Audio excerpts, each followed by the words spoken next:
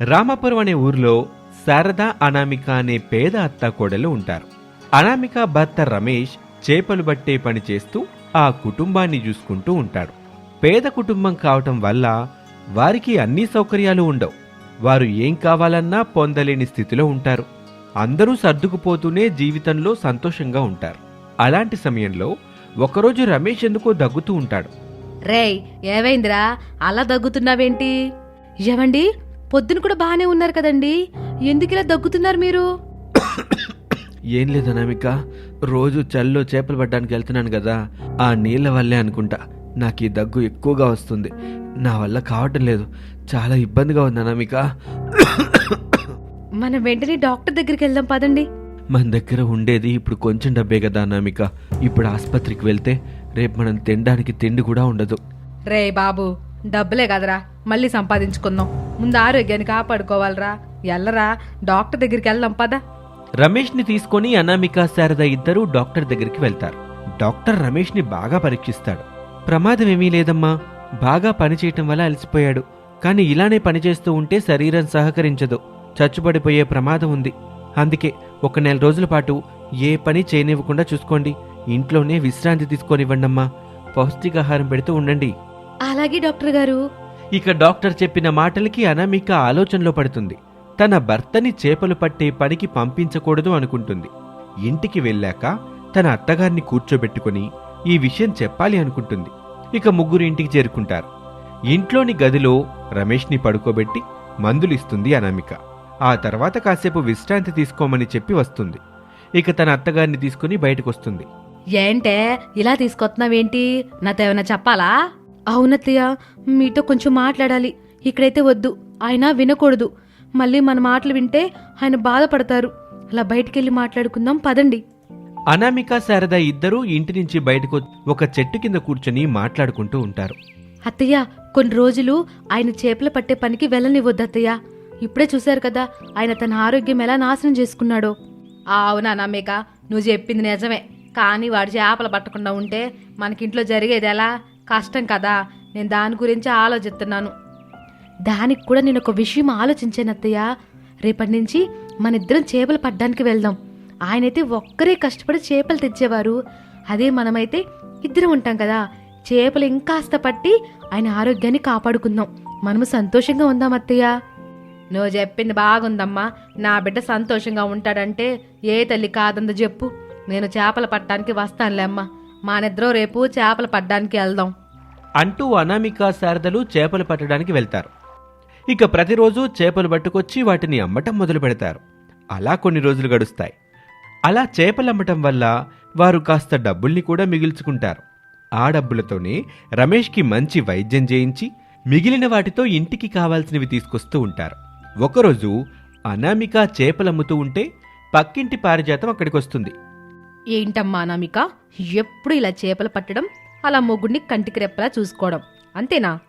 అంతే కదా పారిజాతం, ఏ భార్యైనా చేయాల్సిన పని అదే కదా. నువ్వలా అనుకుంటే సరిపోతుందా? పెళ్లి జరిగి ఇన్ని రోజులైనా నీ కడుపులో కాయలేదు. బిడ్డలు లేని ఇల్లు గుళ్లతో సమానం అనామిక. ఎందుకు పనికిరాదు. రేపొద్దున మీకు ఏ ఇబ్బంది వచ్చినా చూసుకోవాల్సింది పిల్లలే కదా. మరి పిల్లల్ని కనకుండా ఇలా ఖాళీగా ఉంటే ఎలాగమ్మా అనామిక? త్వరలోనే మాకు శుభవార్త చెప్పాలి, సరేనా? అనామిక కాస్త బాధపడుతూనే పారిజాతం మాటలకు సరే అని సమాధానం చెప్తుంది. చాలాసేపు పారిజాతం మాటల్ని తలుచుకొని బాధపడుతుంది. విషయం అత్తగారితో చెప్తే పారిజాతాన్ని మళ్ళీ తిడుతుందేమోనని కంగారు పడుతుంది. ఇక రోజులాగానే ఆ రోజు కూడా అత్తాకోడలిద్దరూ చేపలు పట్టడానికి వెళ్తారు. చేపలు పట్టే సమయంలో కూడా అనామిక తనకు పిల్లలుంటే బావుండునని ఆలోచిస్తూ ఉంటుంది. అలా అత్తాకోడలిద్దరూ చేపలు పడుతూ ఉంటారు. అమ్మాయి అనామిక, ఈరోజు ఎందుకో నాకు పెద్ద చేప పడుతుందేమోనని అనిపిస్తుంది. నాకు కూడా అలాగే అనిపిస్తుంది అత్తయ్య. మన వల్ల లాగుతుంటే రావట్లేదు, చూస్తుంటే పెద్దదే పడినట్లుగా ఉంది. ఇక అత్తాకోడలిద్దరూ ఆ భారీ వలను లాగుతారు. ఆ భారీ వలలో పెద్ద చేపలు పడతాయి. వాటిని తీసుకొని అనామిక, శారద ఇంటికి చేరుకుంటారు. అంత పెద్ద చేపను చూసి శారద పొంగిపోతూ ఉంటుంది. అబ్బబ్బా, ఎంత పెద్ద చేప! ఎంతవరకు నేను చూడలేదమ్మా. మన అదృష్టం పండింది. అత్తయ్య, దీని కడుపులో ఏదో కదులుతుంది చూడండి. శారద, అనామికలు ఆ చేప కడుపులో ఏదో కదులుతూ ఉండటాన్ని గమనిస్తారు. వారికి దాని కడుపులో ఏముందో తెలుసుకోవాలి అనుకుంటారు. వెంటనే వారు ఆ చేపని కట్ చేయాలి అనుకుంటారు. అత్తయ్య, నేను దాన్ని కట్ చేస్తున్నాను, మీరు కాస్త దూరంగా ఉండండి. జాగ్రత్తగా కట్ చేయ అనామిక. అలా అనామిక ఆ పెద్ద చేపను కట్ చేస్తుంది. అలా కట్ చేయగానే ఆ చేప 2 ముక్కలవుతుంది. చేప కడుపులో నుంచి పసిపిల్లాడి ఏడుపులు వినిపిస్తాయి. ఆ పసిపిల్లాడిని చూసి అనామిక శారద ఇద్దరూ ఆశ్చర్యపోతారు. ఆహా, ఎంత అద్భుతం! నాకు పిల్లలు లేరని బాధపడుతుంటే ఆ దేవుడే మనకి పిల్లల్నిచ్చారు. చాలా సంతోషంగా ఉంది అత్తయ్య. అవునమ్మా, నాకు కూడా చాలా సంతోషంగా ఉంది. అనామిక ఆ పిల్లాన్ని ఎత్తుకుని ఆడిస్తుంది. తనకు కూడా పట్టరానంత సంతోషం కలుగుతుంది. ఒక్క క్షణంలో ఆ ఇల్లు కోటి నవ్వులతో వెలిగిపోతూ ఉంటుంది. అనామిక బిడ్డను ఆడిస్తుంటే రమేష్ అక్కడికి వస్తాడు. రమేష్కి జరిగిందంతా అనామిక చెప్తుంది. రమేష్ కూడా ఆ బిడ్డను చూసి ఎంతో సంతోషిస్తాడు. ఇక ఆ రోజు నుంచి ఆ పిల్లాన్ని తమ బిడ్డలాగా చూసుకుంటూ అనామిక రమేష్లు ఎంతో సంతోషిస్తారు. ఆ కుటుంబం ఆనందంగా బ్రతుకుతూ ఉంటుంది. ఒక ఊరిలో శారద అనే పెద్దావిడ ఉండేది. ఆమె అంటే ఊర్లో అందరికీ ప్రత్యేకమైన గౌరవం ఉండేది. ఊర్లో ఏం జరిగినా కూడా శారద మాట ప్రకారం జరగాల్సిందే. అటువంటి శారదకి పెళ్ళీడొచ్చిన కొడుకులు రమేష్ ప్రసాదులు ఉన్నా కూడా వారింకా పెళ్లి చేసుకోవటం లేదు. ఓ రోజు 2 కొడుకులని కూర్చోబెట్టుకొని శారద తన మనసులోని మాట చెప్తుంది. తాను ఊరికి పెద్దే అయినప్పటికీ తన బిడ్డలకు తల్లే కదా. తన కొడుకులకి తనలో ఉన్నటువంటి ఆశేంటో చెప్తుంది. చూడండి బాబు, నాకా వయసు అయిపోయింది. ఇంట్లో పనులు చేసుకునే ఓపిక నాకు లేదురా. మీరు త్వరగా పెళ్లి చేసుకుంటే ఇంటికి కోడళ్ళొస్తారు. సంవత్సరం తిరిగేసరికి నా చేతులకు 2 మనవలను పెడితే వాళ్ళతో ఆడుకుంటూ హాయిగా కన్ను మోస్తాన్రా. అమ్మా, ఏంటమ్మా మాటలు? నీ మాట కాదని మేమేమన్నా చేశామా? ఇంకెప్పుడు కన్ను మూస్తాననే మాటలు చెప్పకమ్మా. అమ్మా, నేనే ఈ విషయం నీతో చాలాసార్లు చెప్పాలని చూశాను. నేను బాగా చదువుకున్నాను. నేను ఉద్యోగం చేసే కంపెనీలోనే ఓ అమ్మాయిని ప్రేమించాను. ఆమెనే పెళ్లి చేసుకోవాలని అనుకుంటున్నానమ్మా. కానీ అన్నయ్యకి ఇంకా పెళ్లి కాలేదు కదా. మీతో చెప్తే ఏమంటారోనని ఊరుకున్నాను. రే వేదవా, నువ్వు ప్రేమించిన సంగతి చెప్పుంటే ఈ పాటికే ఎప్పుడో పెళ్లి చేసేవాళ్ళం కదరా. నీ మనసులోనే దాచుకుని ఎందుకంత బాధపడ్డావు? చూసావా రమేష్, నీ తమ్ముడు నీ కోసం తన పెళ్లిని కూడా వద్దనుకుంటున్నాడు. నీ మనసులో కూడా ఎవరైనా ఉన్నారా? ఉంటే చెప్పరా, ఇద్దరికి ఒకేసారి పెళ్లి చేసేస్తాను. అమ్మా, తమ్ముడు క్లాసు బాగా చదువుకున్నాడు, అందుకే ప్రేమలో పడ్డాడు. ఇక నేనంటావా మాస్గాన్ని, నాకీ ప్రేమలు దమ్ములు తెలియవు. అలా అయితే నీకు సంబంధం చూశానురా. ఆ అమ్మాయితోనే నీకు పెళ్లి చేయాలనుకుంటున్నాను. నీకు ఇష్టమేనా మరి? నువ్వు చెప్పిన మాట నేను ఏ రోజు కాదన్నానమ్మా. అంతా నీ ఇష్ట ప్రకారంగానే చెయ్యి. ఇక శారద అనుకున్న విధంగానే 2 కొడుకులకి పెళ్లిళ్ళు చేస్తుంది. ఇంటికి కోడళ్ళు రావటంతో ఇల్లు కలకల్లాడుతుంది. అయితే పెద్ద కోడలు అనామిక పేదింటి నుంచి వచ్చింది. చిన్న కోడలు దేవి ధనవంతురాలు. ఆ తారతమ్యమే ఆ ఇంట్లో రాజ్యమేలుతుందని శారద ఎప్పుడూ ఊహించలేదు. అలా కొన్ని రోజులు గడుస్తాయి.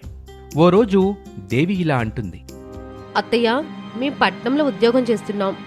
రోజు ఇక్కడి నుంచి వెళ్ళాలంటే చాలా ఇబ్బందిగా ఉంటుంది. రోజు ప్రయాణం చేయాలి. దానివల్ల బాగా అలసిపోతున్నాం అత్తయ్య. ఏంటమ్మా, పెళ్ళికి ముందు ప్రసాదు రోజు ఇంటి నుంచే కదమ్మా వెళ్ళేవాడు. ఆడెప్పుడు అలసిపోయేవాడు కాదే. పైగా సాయంత్రం పని ముగించుకొని ఇంటికి చాలా హుషారుగా వచ్చేవాడు. అప్పుడైతే పెళ్లి కాలేదు. ఆ హుషారు జోషు అంతా బాగానే ఉంటుంది. ఇప్పుడు పెళ్ళయింది కదా అత్తయ్య. మీరు పాతకాలం మనుషులు. ఆ రోజుల్లో సంసార జీవితం అది రకంగా ఉండేదిలే. ఇప్పుడు అలా కాదు కదా. మా కాలం విషయాలు మీకు అంతగా తెలియలే అత్తయ్య. దేవి శారదని అత్తగారని కూడా చూడకుండా అలా మాట్లాడుతూ ఉంటే పెద్ద కోడలు అనామిక అక్కడికొస్తుంది. దేవి, ఏంటా మాటలు? ఆవిడెవరు? ఈ ఇంటికి పెద్ద, ఈ ఊరికి కూడా పెద్ద. ఆవిడతో అలాగేనా మాట్లాడేది? ఇందుకే ఈ ఇంట్లో ఉండాలంటే ఇబ్బందిగా ఉంటుంది నాకు. ఎప్పుడు ఎవరో ఒకరు వచ్చి సలహాలు ఇస్తూ ఉంటారు. వారి స్థాయి ఏంటో కూడా ఆలోచించరు. నాలాంటి డబ్బున్న దాంతో ఎలా మాట్లాడో కూడా తెలీదు. అందుకే నేను సిటీకి వెళ్ళిపోవాలనుకుంటున్నాను. సరేలమ్మా, ప్రసాద్ని కూడా ఇంటికి రాని. ఆడితో మాట్లాడి ఆడి మనసులో కూడా ఏముందో తెలుసుకుంటాను. ఆడికి ఇష్టమైతే మీరు సిటీలో కాపురం ఎడుదురులే. మీ అబ్బాయి ఎప్పుడు చూసినా ఇల్లు ఇల్లు అని ఇదిగో ఈ డొక్కింటి గురించి మాట్లాడుతూ ఉంటాడు. అవతల నా గురించి మాత్రం ఆలోచించడు. మీరే మీ అబ్బాయితో చెప్పి ఈ నరకం నుండి నన్ను బయటపడినివ్వండి అంటూ దేవి కోపంగా వెళ్ళిపోతుంది. దేవి మాటలకి అనామిక చాలా బాధపడుతుంది. శారద అనామికకు సర్ది చెప్తుంది. తాను పేదింటి అమ్మాయినని పదే పదే దేవి గుర్తుచేసి అవమానిస్తూ ఉండటంతో అనామిక భరించలేకపోతుంది. ఈ విషయాన్ని తన భర్త రమేష్కి చెప్తుంది. నువ్వు పేదమ్మాయివని ఎవరు చెప్పారు?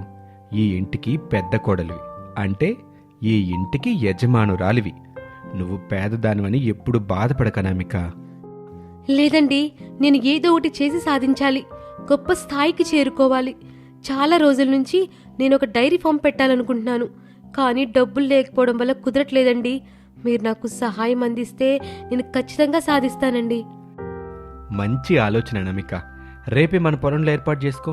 అమ్మతో నేను ఈ విషయం గురించి మాట్లాడతానులే. ఇక అనామిక తాను అనుకున్నట్టుగానే డైరీ ఫామ్ మొదలు పెడుతుంది.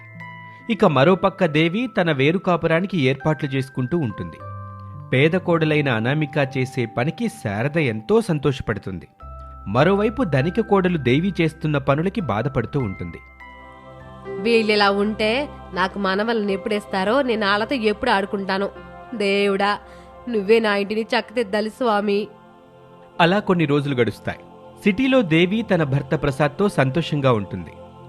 అనామిక డైరీ ఫామ్లో మంచి ఆదాయాన్ని పొంది బాగా డబ్బులు సంపాదిస్తుంది. శారద తన పెద్ద కోడలు అనామికను చూసి ఎంతో గర్వపడుతుంది. అలాంటి సమయంలో ఓ వార్త అందర్నీ బాధపెడుతుంది. ప్రసాద్కి హార్ట్అటాక్ రావటంతో ఆస్పత్రి పాలవుతాడు. రమేష్, అనామిక, శారద ముగ్గురు హుటాహుటిన ఆస్పత్రికి చేరుకుంటారు. బాగా డిప్రెషన్గా ఉన్నారు. ఎక్కువగా బాధపడి ఆలోచించటం వల్ల ఆయనకు గుండె నొప్పి వచ్చింది. ఆపరేషన్ చెయ్యాలి. 25 లక్షలు ఖర్చవుతుంది. వెంటనే మీరు డబ్బులు కట్టేస్తే మేము ఆపరేషన్ మొదలు పెడతాం.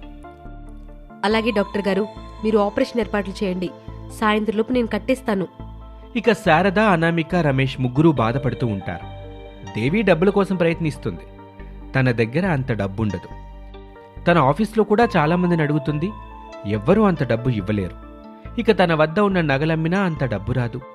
అయ్యో, నా భర్త నేనే కాపాడుకోలేకపోతున్నానే.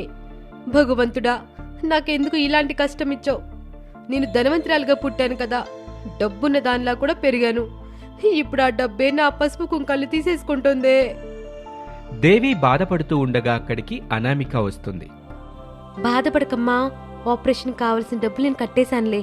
నువ్వు కంగారు పడకు, ప్రసాద్ నవ్వుతూ వస్తాడు. అనామిక మాటలు దేవికి కొండంత అండనిస్తాయి. ఇక ఆపరేషన్ పూర్తవుతుంది. ప్రసాద్ క్షేమంగా ఉంటాడు. అందరూ సంతోషిస్తూ ఉండగా దేవి అనామికను కౌగిలించుకొని కన్నీళ్లు పెట్టుకుంటుంది. నన్ను క్షమించక్క, నువ్వు పేదదానివని నిన్ను అనరాని మాటలన్నాను. డబ్బుందని గర్వంతో ఇలా చేశాను. నన్ను క్షమించక్క. పర్వాలేదమ్మా, నువ్వన్న మాటలే నన్ను ఈరోజు గొప్పదాన్ని చేశాయి. నీ కళ్ళల్లో ఇక కనిపించాల్సింది బాధ కాదు, ఆనందం అని అనామిక అంటూ ఉండగానే వాంతులు చేసుకుంటుంది అనామిక. అది చూసిన శారదాదేవి ఇద్దరూ ఎంతో సంతోషిస్తారు. నాకు మనవడు రాబోతున్నాడు. బాలే బాలే, ఇక పండగే పండగ. శారద మాటలు విని అక్కడ అందరూ నవ్వుకుంటారు. ఇక ఆ రోజు నుంచి ఆ కుటుంబం ఎటువంటి తారతమ్యాలు లేకుండా సంతోషంగా జీవిస్తూ ఉంటారు.